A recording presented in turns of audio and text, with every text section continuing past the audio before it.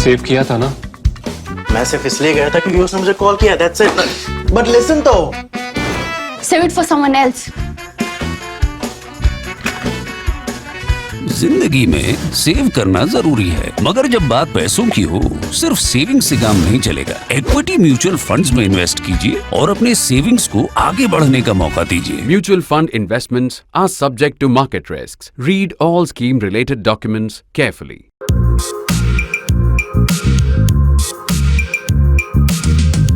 On Thursday, the Prime Minister launched yet another attack on the India coalition.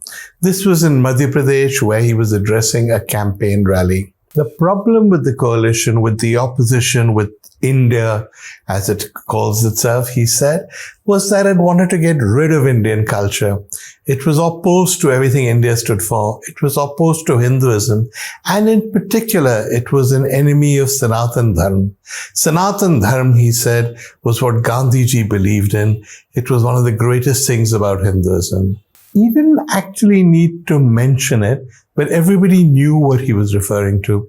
He was referring to statements and remarks made by the younger Stalin, the son of the current chief minister of Tamil Nadu. Mr. Stalin, in his speech, attacked Sanatan Dharma.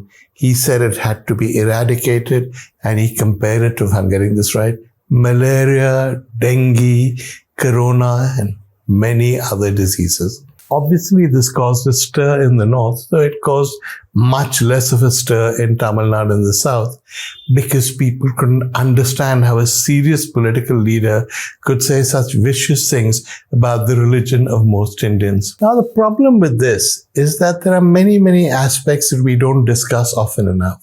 The first is this: what Stalin said may have been offensive to some people, but it's not really new. The DMK is part of what is called the Dravidian movement, as is the DMK.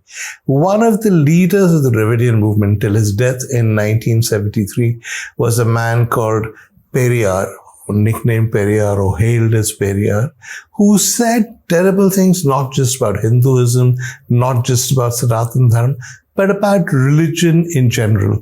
Periyar was an atheist, and his most famous quote, which you will find inscribed on his statues, runs something like this. I don't remember it exactly, but something like, there is no God. Anybody who invented God is a fool. Anybody who propagated God is a buffoon. Anybody who, etc., etc. It's a statement that Hindus, or some Hindus at least, find offensive, and various Hindu organizations have tried to remove it from his statues. But no, it continues to stay on the statues, and it continues to linger in the minds of the Dravidian movement.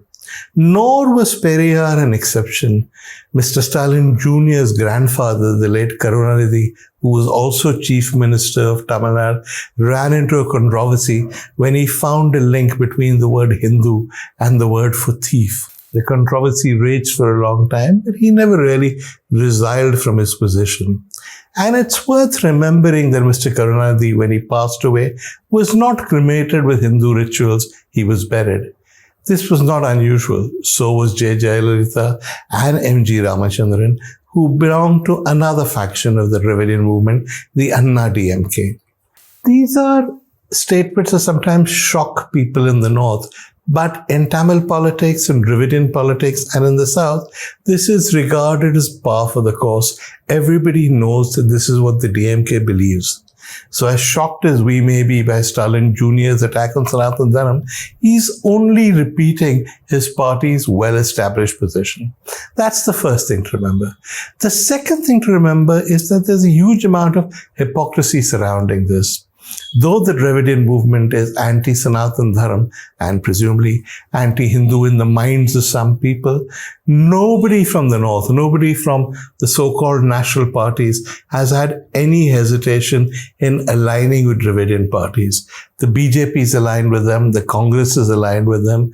They are invited to national parleys. They become members of coalition governments in the center. It's almost as though we know what they think of Sanatan Dharma or forms of Hinduism, but we think that should be put in a box and kept separate because we want to include them in national Indian politics. There's a problem, and that's a problem which we never confront often enough, which is that when the DMK says that opposes Sanatan Dharma, what does it mean? Nobody really knows, though we say we know. The truth is we mean different things when we say Sanatan Dharma. For the DMK, Sanatan Dharma is a reference to a kind of hierarchical Hinduism in which Brahmins are at the top and lower castes are treated very badly. So when they oppose Sanatan Dharma, they're opposing the hierarchies imposed by Hinduism. They're opposing untouchability. They're opposing the status of the lower castes. They're opposing the lack of social mobility among Hindus. So from their perspective, that's fine. If you were to oppose what they were saying, they argue, you would have to say you accept untouchability and the mistreatment of the lower castes. But is that really all that Sanatan Dharma means? Well, actually, it means many different things. As the scholar and writer Devdas Patnaik says, Sanatan Dharma has so many different meanings that everybody chooses the meaning that suits them at the given time. Yes, the DMK has this hierarchical meaning. Other people refer to Sanatan Dharma as something that talks about the eternal soul. Others that talk about the cycle of birth, rebirth, and on it goes.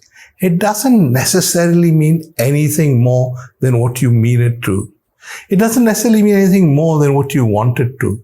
The term actually came into vogue when the reform movements against Hinduism came about. The Brahmo Samaj, the Arya Samaj, things like that. People who opposed those movements said that they stood for the Sanatani ways or the old ways. So Sanatan Dharma in those days was defined as people who stood by traditional Hinduism and not by the newfangled Hinduism of the reform sects. So that would have been one definition. But it gets more complicated than that because people use Sanatan in different ways. Gandhiji himself used Sanatan Dharma, as Mr. Modi pointed out, and called himself a Sanatani, but he clearly didn't mean that. So when you say you oppose Sanatan Dharma, you're perfectly entitled, given the misuse of the term, to say you oppose the hierarchical aspects of Hinduism, or to say, as Mr. Modi and others do, that Sanatan Dharma is in fact the center of Hinduism, that when you say you're opposing Sanatan Dharma, you're opposing Hinduism. How you react, who you believe, is largely a matter of interpretation. So why is this such a big deal? It's a big deal because BJP has annexed Sanatan Dharma just as it has annexed the rest of Hinduism. It has made itself out to be the custodian of Hinduism. It has decided that it will define what Sanatan Dharma is. And anybody who objects to any aspect of Hinduism, even their definition of Sanatan Dharma, is therefore objecting to Hinduism itself. We sometimes forget what an enormous achievement this is. For much of its life, the political wing of the RSS, whether it was the Jan Sangh or the BJP, was regarded as the party of the upper castes. The suggestion was that, like the RSS, which is Brahmin dominated, it valued Brahmins and upper castes more, and the funding came from banyas, from small shopkeepers. Over the last few years, the BJP has finished off that caricature. Some of it has to do with the attitude of the Dalit parties. Some of them have accepted posts in BJP governments. Some of them, like the BSP, have cozied up to the BJP. Amit Shah has done all kinds of alliances with backward castes or lower castes for electoral purposes. But the end result is that nobody really believes the BJP is only an upper class party any longer, or an upper caste party. People have begun to see the BJP as a party that represents all Hindus. When the BJP has that kind of clout on its side, when the BJP can claim that all of Hinduism is under its custodianship, it becomes very difficult to oppose it on any Hindu grounds. Any criticism of Hinduism, and the criticisms of all religions, why should Hinduism be an exception, becomes an attack on the heart of Hinduism.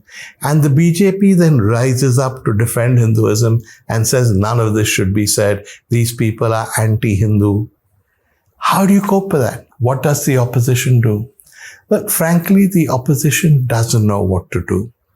People in the Congress have been told to stop launching all kinds of attacks on Hinduism because these are misinterpreted and these are twisted by the BJP. Some will do it anyway because that's how they've been brought up. People in the South have been told that, look, we understand what you mean by Sanatan Dharma, but it doesn't necessarily mean that in the rest of India. So can we go easy? But no, people like Stalin will not go easy. And you'll be surprised by the number of otherwise educated, literate, well-meaning secular people who've come out and said, yeah, but we agree with Stalin. Casteism is wrong. We should never allow it. That doesn't matter. In this day and age, Sanatan Dharma is such an all-embracing concept as propounded for political reasons by the BJP that even Arya Samajis are happy to say they believe in Sanatan Dharma, a concept that was evolved to oppose them. So what did Stalin do that was right or wrong? Well, I'll give you my view. My view is that he had nothing to gain by making this statement. His grandfather may have said things, his father may have said things, but within the Dravidian movement, everybody knows what Periyar's views were. Everybody knows what the Dravidian movement stands for.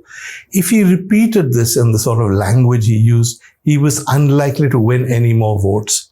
He was unlikely to oppose anybody of consequence, and his only opponent of consequence in the South or in Tamil Nadu is the Anna DMK. And the Anna DMK is hardly going to get up and say, no, we support Brahmanism.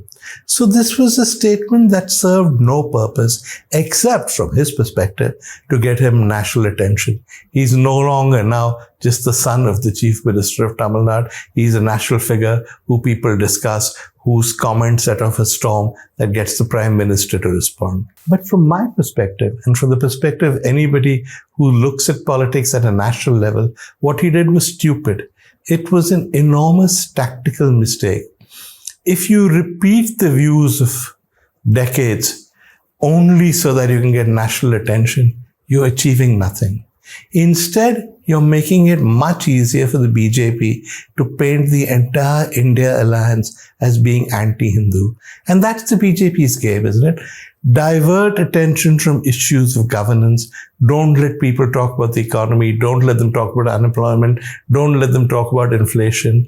Make it all about Bharat versus India, about its uniform civil code, about Hinduism under attack. Play on this bogus claim that Hindus are being victimized. Every time somebody like Stalin makes this kind of ill-advised speech, the BJP gets stronger. So what should happen now? Well, Stalin Sr., the chief minister, should tell Junior it's time to pipe down.